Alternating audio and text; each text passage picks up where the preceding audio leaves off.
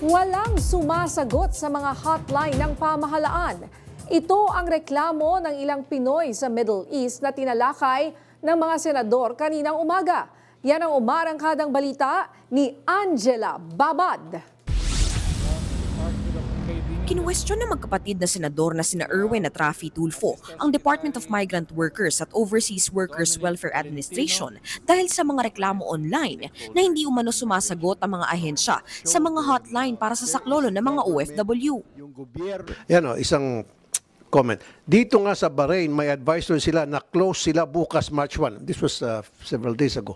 Sino ang sasagot sa amin, mga multo ng OWA dito sa Bahrain? Hi Lord, na lang, bahala sa amin. So, ibig sabihin, yan nga po, marami ang ganun na nauna pang magsarado ang opisina ng OWA or DMW or DFA, nauna pa at mag-absent. Ganito rin ang naging sentimiento ni Senator Erwin Tulfo. This should be your shining moment kayo dyan sa DFA, DMW at saka OWA sa ibang bansa. Kailangan kayo ng mga kababayan natin, gawin ninyo ang trabaho ninyo.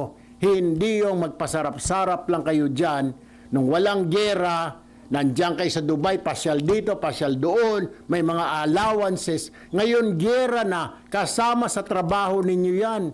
Yan yung sinasabing hazards of your trade. Ayan yung mga delikado. Ngayong gera, mawawala kayo.